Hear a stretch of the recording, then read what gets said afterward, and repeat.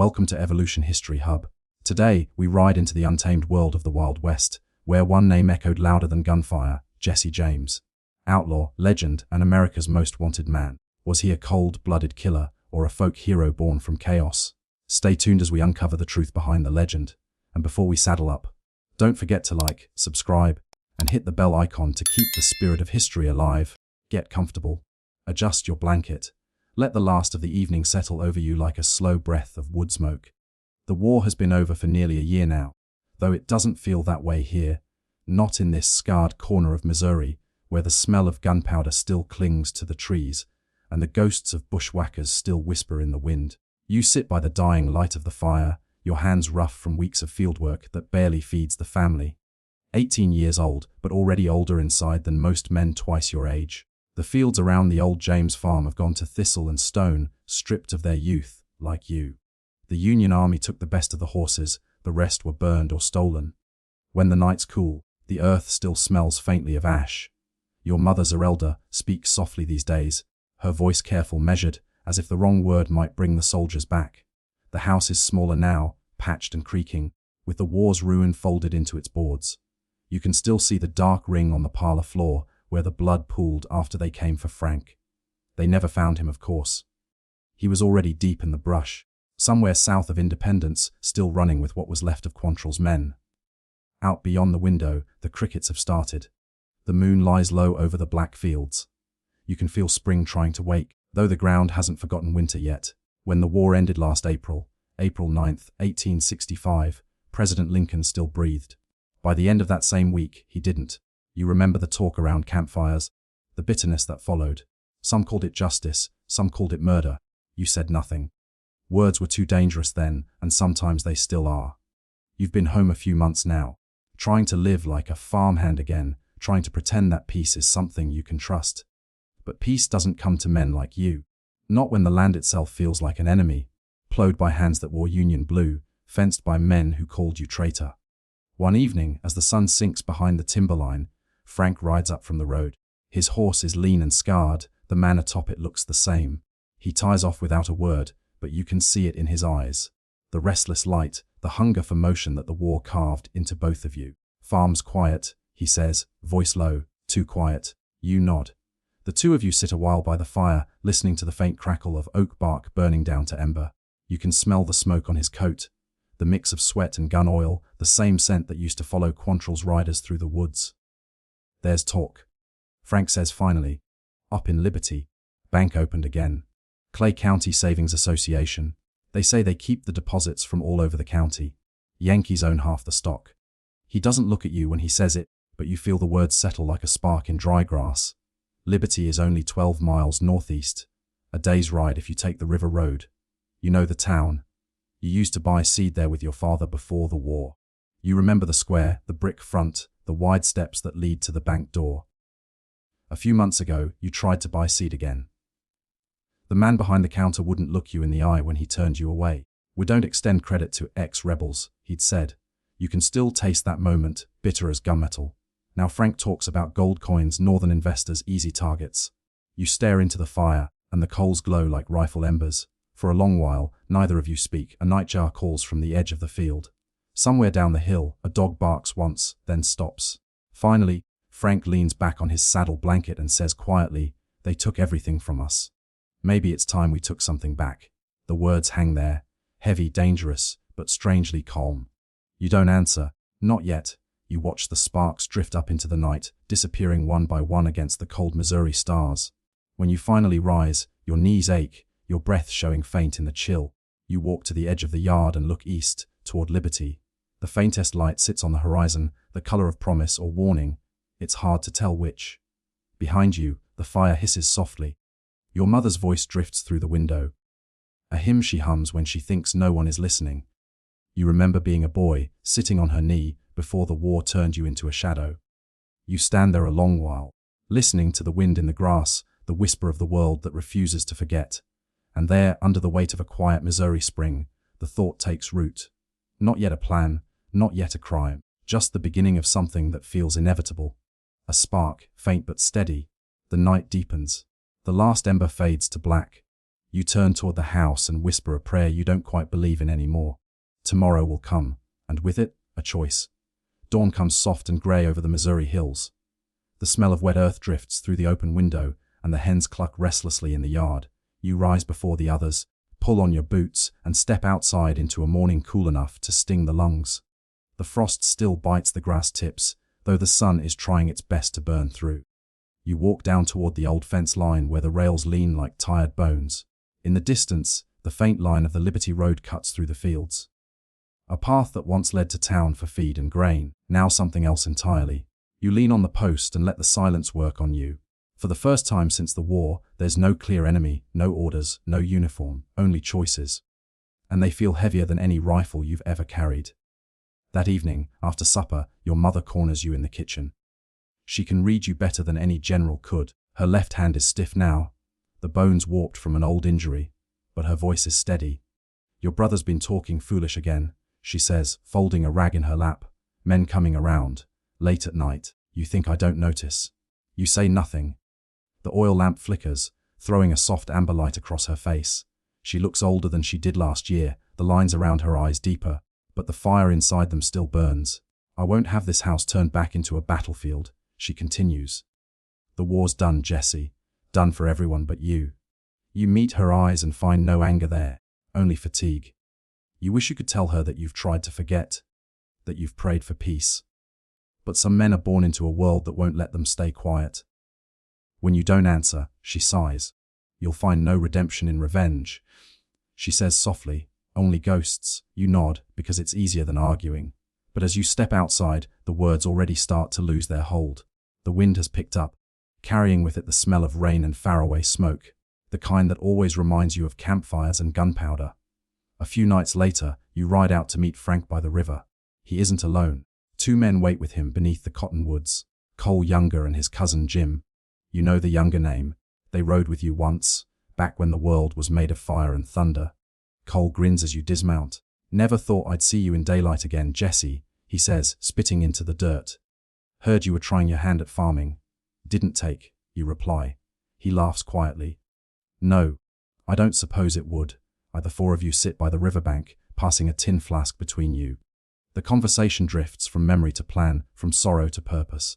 Frank spreads out a crude map drawn on the back of a newspaper. You recognize the streets of Liberty. Water Street, Franklin Avenue, the courthouse square.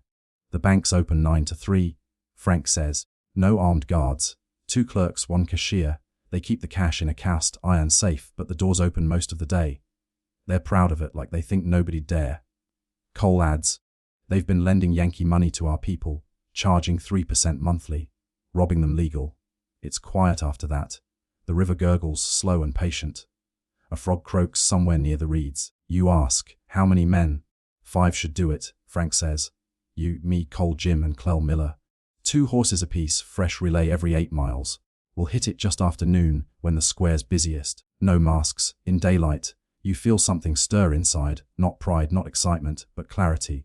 A strange, cold calm that feels almost holy. Cole studies you through the smoke of his cigarette. You sure you're ready, Jesse? Once we do this, there's no going back. You think of your mother's voice, her words about ghosts. Then you remember the burned field, the men who laughed when they called you rebel, the smell of your father's blood on the dirt. I was ready the day they came up our hill. You say. The men nod. No one argues after that. The next week is quiet but heavy with purpose. You spend your days tending the fields, your nights gathering supplies. A saddle pistol from a former cavalryman, Duo 12, worn but reliable. A Henry rifle from a trader in Liberty, the 36 with a full brass frame and a scratch down the stock. A pair of black horses from a neighbor moving west, the 50 each, sturdy but fast. You sell off your father's old plow to pay for them. It feels like betrayal and freedom all at once.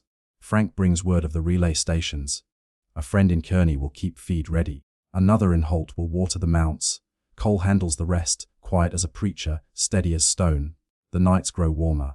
The frogs return to the creeks, the scent of honeysuckle spreading through the air. You find yourself lying awake, listening to the sounds of spring. The rustle of wind through budding trees, the soft creak of the barn rafters. The world feels alive again, almost too alive. Sometimes you wonder if you could still turn back. Plant the corn, mend the fence, grow old without ever hearing gunfire again. But the thought feels like a story for someone else. not for you. On the final evening before the ride, Frank stands with you in the barn. The horses shift restlessly in their stalls, their breath warm and wet in the cool air.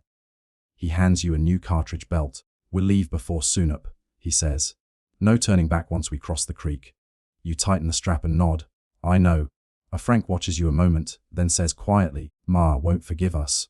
You meet his gaze, and the flickering lamplight dances across his face, tired, lined, but resolute. "She doesn't have to," you answer. Outside, the night hums with crickets and the slow rhythm of the earth turning toward dawn. You smell the hay, the smoke, the faint iron scent of the rifle. In a few hours, the farm will be behind you. The quiet fields. Your mother's voice, the ghost of peace that never quite took hold. You run your hand down the horse's neck, feel the muscle, the warmth, the promise of motion. The world beyond the barn is waiting, wide, lawless, unfinished. You close your eyes and let the silence settle, the calm before the leap. Tomorrow, history will begin to remember your name. The world is still blue with night when you saddle your horse. Dew beads on the grass, cold enough to sting your fingers. The smell of damp hay and wood smoke clings to your coat. In the east, the horizon shows a thin seam of light, like the edge of a coin just turned in someone's hand. You move quietly through the yard. Your mother's lamp glows faint behind a curtain. For a moment you think she's awake, watching. You want to call out, to say something small and harmless. "I'll be back by evening." But the words die in your throat. Instead, you whisper to the horse and swing into the saddle. The leather creaks, soft and familiar. By the time you reach the creek, Frank is already there. Cole, Jim, and Clell wait under the sycamores. Their horses stamp and snort in the cold mist. No one speaks much. Men rarely do before a thing that can't be undone. The ride toward liberty is slow at first, the road rutted and half washed out from spring rain. Your breath ghosts in the air. Somewhere behind you, a rooster calls, reminding you that ordinary life still exists. Other men waking to feed livestock, children still asleep under patched quilts. You feel both inside and outside that world at once. By sunrise, you reach the ridge above the town. Liberty lies below, brick storefronts, a white-washed courthouse, the narrow spire of the Baptist church. The courthouse bell tolls 7. Its sound carries clean across the valley, calm and confident, like the world has already forgiven itself for the war. You dismount in a stand of oaks, tie off the horses and check your revolver. 6 chambers loaded. Frank looks over and nods once. The others pull kerchiefs up around their necks. Not masks, just dust rags, plain and practical. In daylight, no one expects harm. The square is busier than you thought. Wagons creaking, women haggling over eggs. A peddler shouting prices for harness oil. The Liberty Bank sits on the north corner, 2 stories of red brick with white shutters, built proud as if nothing bad could ever happen there. You can smell the fresh, planed wood from a nearby carpenter's shop, the sweet tar of wagon grace. Inside, the air is cool and smells faintly of ink and iron. A clerk at the counter looks up and smiles, the polite smile of a man who's never seen war. You step forward, resting one hand lightly on the revolver at your hip. Your voice stays calm. "Morning. We're here to make a withdrawal." For a few seconds, no one moves. Then Cole steps behind the counter, swift and steady, while Frank keeps the door. Jim gathers the small crowd of customers, only 4 of them, farmers and 1 school teacher. No resistance, just wide eyes. The teller's hands tremble as he opens the safe. Stacks of coin and paper glint in the lamplight. You count the weight of it by sound, the dull clink of silver dollars, the crackle of notes. About 60,000, though no one here will know the exact figure until long after you're gone. The robbery lasts barely 2 minutes. No shots fired, no shouting, only the ticking of a wall clock and the steady rhythm of your own heartbeat. Outside again, the sunlight feels almost gentle. You swing into the saddle. Behind you, someone begins to shout, but by the time the alarm reaches the street, you're already across the bridge. The hooves drum against the planks, echoing off the riverbanks. 4 sharp notes of freedom and consequence. Miles blur beneath the horses, past the mill, past the orchard, past the fields that smell of turned earth and wild onion. At each relay, you switch mounts, fresh horses waiting as planned. 8 miles to Holt, another 12 to Kearney. By noon, the bank in Liberty is nothing but dust on the wind. Cole laughs once, breathless. Clean as Sunday morning. Frank doesn't smile. "Too clean," he says. Word'll spread fast. You ride in silence after that. The sun climbs high, burning the chill from the air. Sweat darkens the horses' necks. Insects rise from the ditches, humming like distant applause. Near mid-afternoon, you stop by a shallow creek. The men drink from cupped hands. You sit apart for a while, watching the current tug at leaves and twigs. You should feel triumphant, but instead there's a strange emptiness. like the quiet that follows a thunderclap. Frank walks over, crouches beside you. "We did what we came to do," he says. "Don't go haunting yourself over it." You nod, though the words don't reach all the way in. Somewhere down the road, a hawk circles.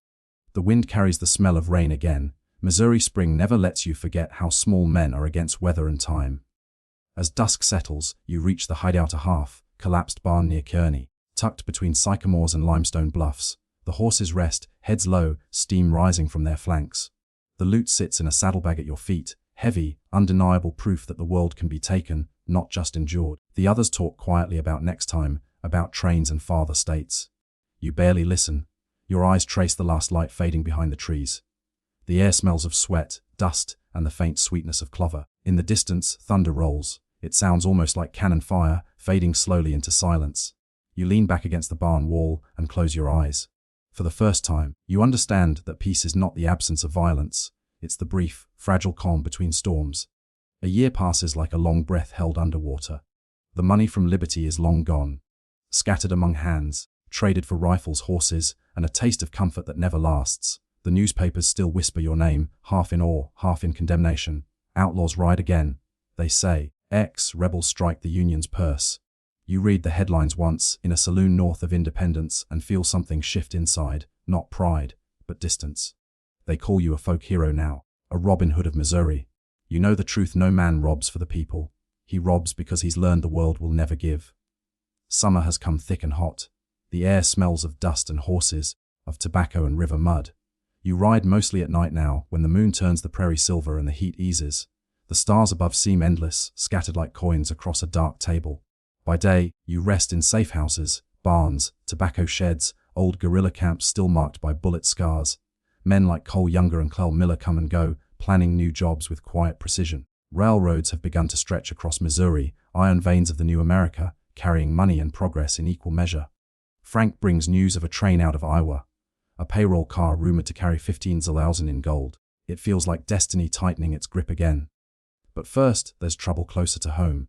One July evening, as the sun drops behind the cornfields, you ride with Clell Miller to meet a contact near Richmond, a farmer willing to hide horses for a share. The air hums with cicadas. The road smells of clay and clover.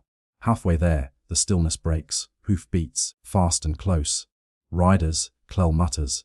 You both turn your mounts into the brush, hearts hammering.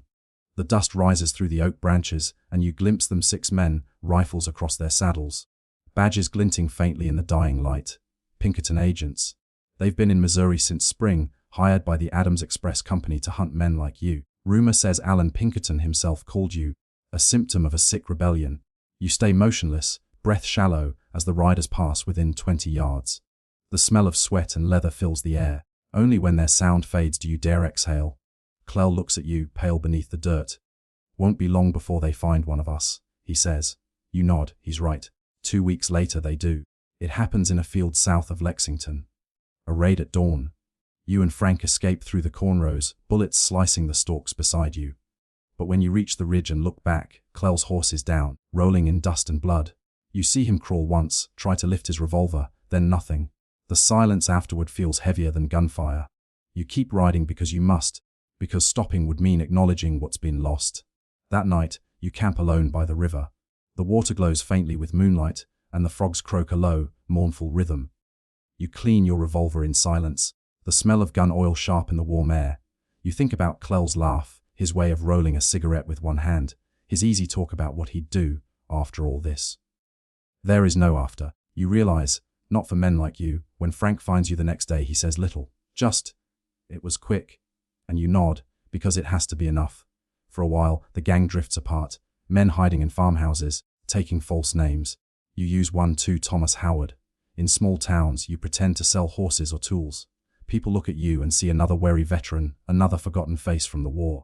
They don't see the revolver under your coat, the scars that won't fade. Through that long, hot summer, the land itself seems to mourn. The rivers run low, the crops wither, and the roads bake hard as stone. Every ride feels longer, every breath drier. Still at night, when the air cools and the smell of wood smoke drifts from distant farms, you feel something like peace again. The fragile kind, born of exhaustion. Sometimes you dream of Clell standing by the river, smiling. He says, "Don't let them take you alive."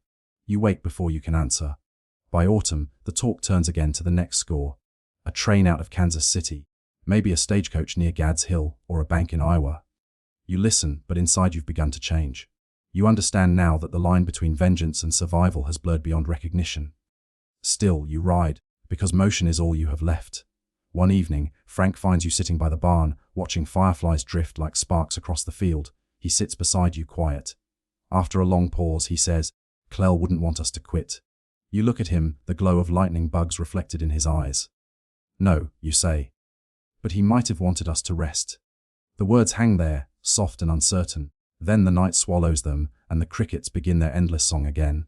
You lie back in the grass, the smell of earth rich and alive beneath you. Above, the stars burn steady, the same stars you followed through war and wilderness. For a moment, everything feels still. You let yourself breathe, slow and deep. Tomorrow will bring another ride, another danger, another choice.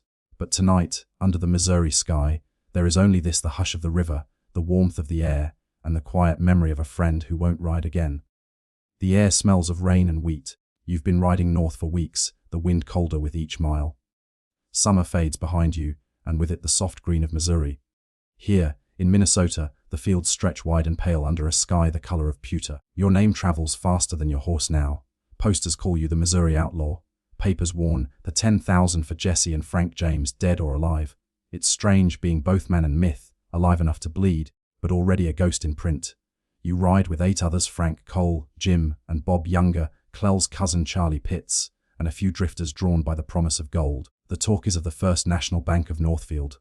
Word says it holds over 15,000 in cash and bonds, guarded by clerks, not soldiers. It feels simple, almost clean. A final test before winter closes the world. The town looks peaceful when you arrive: white fences, apple trees bending under fruit, smoke curling from kitchen chimneys. Children chase a hoop down Division Street. Somewhere a blacksmith hammers iron in slow, patient rhythm. You can smell the coal dust in the cool air. Cole studies the map one last time. "We go at 2 sharp, he says. Frank checks his watch. A Union issue with a cracked face, taken from a soldier years ago. You watch the light fall across the storefronts, the way it catches in the windows of the bank. It's beautiful, in a way that hurts. When the clock strikes 2, you dismount. The hitching post creaks. You and Frank step through the bank door, calm as parishioners entering church. Inside, it smells of varnish and ledger paper. A single clerk looks up from his desk. "Afternoon," you say. He nods politely. "How can I help you, gentlemen?" Frank closes the door. "Open the safe," you tell him, voice low. He hesitates, eyes narrowing. For a moment, the world holds its breath. Then he shouts, "Get your guns, boys! They're robbers!" The sound shatters the stillness like glass. From outside, you hear the roar of men running, boots on planks, the ring of rifles being drawn from shop doors. The air fills with the smell of powder and the sharp hiss of fear. You duck behind the counter as a bullet splinters the window. Glass showers across the floor, bright as ice. Frank fires once, the report deafening in the small room. Smoke rolls through the light like fog over the prairie. Outside, Cole and the Youngers are pinned by fire from every direction. Northfield's citizens, farmers, shopkeepers, even the blacksmith, have turned the street into a barricade. Later, the papers will call it the day Minnesota stood up. You try to reach the horses, but the square is chaos. Bob Younger takes a bullet to the arm. Charlie Pitts falls, clutching his side. Someone screams your name. You can taste the dust and iron in the air. Hear the ragged breathing of men who know they are already lost. "Back!" Frank shouts. You grab his shoulder, and together you push through the smoke, through the shouts, through the smell of burning powder and horse sweat. When you finally break free of the town, your lungs ache like fire. Behind you, Northfield rings with victory bells. You ride hard for the woods, the others scattering into the hills. Every mile feels heavier. The sky opens, and cold rain lashes your face. Mud clings to the horse's flanks, your coat sticks to your skin. You glance at Frank, his jaw set, eyes hollow, and realize you've both crossed some invisible border. There's no return from here. By nightfall, the rain has stopped. The forest drips, quiet except for the sound of water falling from leaves. You find shelter beneath a limestone bluff. Your hands shake as you reload the revolver, each cartridge clicking like the tick of time itself. You've lost half the gang. Cole and the Youngers are trapped somewhere behind, surrounded by militia. You know it even before you hear the rumors they'll never make it home.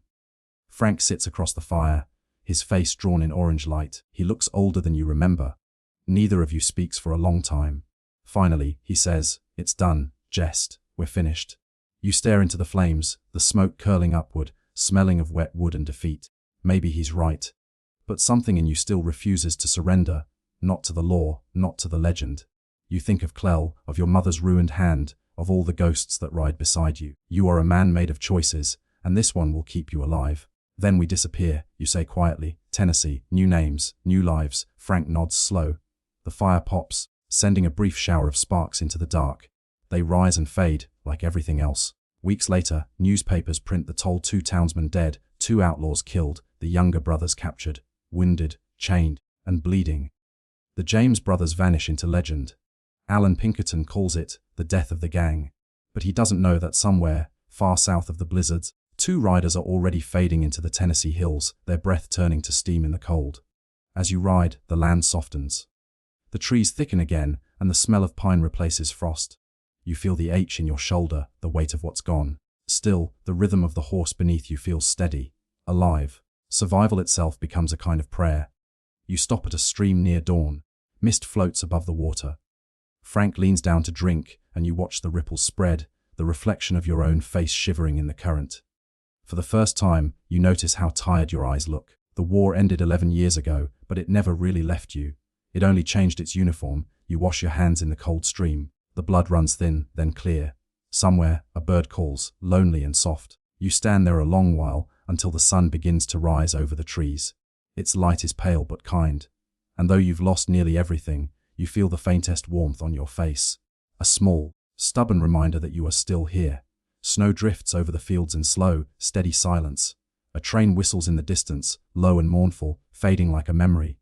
You've traded gun smoke for wood smoke, and the weight on your hip for the weight of a name that isn't yours. Mr. Thomas Howard, that's who you are now, a husband, a father. A man who keeps to himself and tips his hat to neighbors who will never know they once read your name on wanted posters. The house is small, whitewashed boards, 2 rooms, and a porch that creaks when you step on it. Z hangs laundry in the cold wind, her hair pinned back, her hands red from the chill. She hums while she works, soft, unguarded. You stand in the doorway watching her, and for the first time in years, your heart feels quiet. Inside, the smell of cornbread fills the air. Your son, Jesse Jr., sleeps in a cradle made from oak you cut yourself. You run a hand over the wood grain, tracing the lines like scars on skin. Every board, every nail, feels like a promise you're trying hard to keep.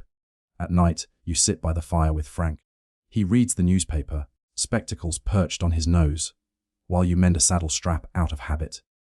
Sometimes there's a silence between you that isn't heavy, just full of the things you don't need to say. Frank sighs, folds the paper, and says, "Pinkertons still think we're in Texas." You smile faintly. Let them chase ghosts. But even ghosts leave tracks. Every few weeks, a stranger passes through town. A drifter, a salesman, a man who lingers too long at the saloon. You learn to feel eyes before you see them. One wrong question, one slip of your hand, and the whole world could come rushing back. And yet part of you misses it. The noise, the danger, the purpose that came with being hunted. Now life is safe, and safety feels like a cage. You start riding again, just for the distance. You tell Z it's for supplies, but it's really for the wind. The way it cuts across your face makes you remember who you were, or who you thought you were. Freedom has always felt most alive when it was about to be taken. Years pass like smoke. The world changes. Railroads cross the plains, telegraph wires hum like veins through the country. People forget the war. They forget Jesse James too. Only the dime novels remember, turning you into something more, and less, than human. In the stories, you rob from the rich, spare the poor, shoot straight, and ride faster than the law itself. Children trade your name like a secret, but they don't know the truth, that the man they call a hero wakes sweating from dreams of Northfield and hears ghosts in the wind. Sometimes, when the nights are long and the wind howls through the cracks in the house, you rise quietly, pull on your boots, and step outside. The land lies still beneath the moon, silver and soft. You can almost see the shadows of your old gang among the trees. Clell, Cole, the youngers, faces carved from smoke and memory. They say nothing. They only watch, waiting. St. Joseph, Missouri, 1882. 5 more years have passed. You're back in Missouri now, living under the same name, Mr. Howard. You rent a modest house on Lafayette Street. The walls are thin, the wallpaper faded, but there's warmth in it and laughter sometimes. Z tends the garden. The children chase each other through the dust. You try to believe this is home. But something has changed. You're tired of running, tired of being 2 men at once. And then come the Fords, Bob and Charlie. Fresh-faced, eager, too eager. They look at you the way younger men look at legends. Bob calls you Mr. Howard, but his eyes say Jesse James. There's admiration there, and something colder behind it. One morning, you wake to sunlight slanting across the room. Z hums downstairs. The world feels unnaturally calm, the kind of calm that comes before thunder. You holster your gun, then pause. The frame on the wall, crooked slightly off. A photo of Z and the children. You reach up to straighten it, fingers brushing dust from the glass. Behind you, a floorboard creaks. Morning light pours through the lace curtains like liquid gold. The air is warm for spring, carrying the smell of damp earth from lilac from the garden outside. For once, the world feels unhurried. You think of how rare that feeling has become. A morning without pursuit, a name without fear. Your boots sit by the door, still dusted with the road. The revolver rests on the mantel, within reach but far enough away to feel almost unnecessary. You can hear Z in the kitchen, her voice low and steady as she hums to the children. The house creaks softly, not in warning, but in life. You turn back to the wall, to that same crooked frame. A photograph, Z in her Sunday dress, Frank standing beside you, both looking younger, freer. The glass catches the morning light, and for a moment, everything feels ordinary. You reach up to straighten it again, the simple, thoughtless gesture of a man trying to keep small things right when so much else has gone wrong. Behind you, the boards sigh. You hear a breath, then the sound of a hammer drawn back, small, mechanical, final. You don't have time to turn. Only a single thought passes through you, so this is how peace comes. The shot cracks like splitting wood. The frame tilts, then stills. Dust floats in the golden light, curling slowly downward like snow. Later that day, neighbors crowd the doorway. Whispers fill the house. Jesse James shot in the back, by Robert Ford. Outside, children press their faces to the fence, wide-eyed, as if waiting for the outlaw himself to rise and ride again. But the man on the floor is just a man, pale, still, smaller than the legend. The Pinkertons won't come this time. The newspapers will. They'll print your name in bold, hang your story on every corner from Missouri to New York. Some will call you a murderer. Others will call you a hero. And neither will be wrong. Z will close the door against the noise, her face set in quiet disbelief. She'll tell the children you've gone traveling, that you'll be back when the fields turn green again. And at night, when the house is silent, she'll sit by the window and watch the stars rise, the same stars you once followed across 1,000 miles of dust and war. Weeks later, the legend blooms. Dime novels paint you as a rebel knight, a southern Robin Hood. Ballads are written. Your grave becomes a pilgrimage for those who never knew you but need to believe that someone like you existed. Defiant, unbroken, free. But the truth, the real truth, lies quieter than any song. It lives in the hush between heartbeats, in the smell of wood smoke and rain on the fields of Missouri. It's the truth that no one will print, that all you ever wanted was to stop running, to rest. Spring, years later, Frank visits the old farm. The grass has grown tall over the ruins and wildflowers rise between the stones. He kneels, hat in hand, beside the simple grave that reads Jesse Woodson James, 1847-1882. The wind moves through the oaks, whispering your name. He remembers the boy you were, 18, angry, barefoot in the dust. And the man you became, chasing something he can't quite name. He stays until dusk, then lights a match and watches the smoke drift upward, thin and silver, curling into the blue. Somewhere far beyond the trees, a train whistle sounds, low, steady, eternal. Now the night settles again. The stars blink awake one by one, soft as candle flames. If you listen closely, you can almost hear hoofbeats fading into the distance, not in pursuit, not in flight, but in return. The sound of a man going home at last. Breathe in, the scent of wood smoke, the hush of wind over open fields, the weight of rest after a long, hard ride. You have crossed your final border. And in the stillness, beneath the Missouri sky, you finally find what you were never allowed before. Peace. Adrift now. The story's over, the fire's low, the night is kind. Sleep easy, Jesse.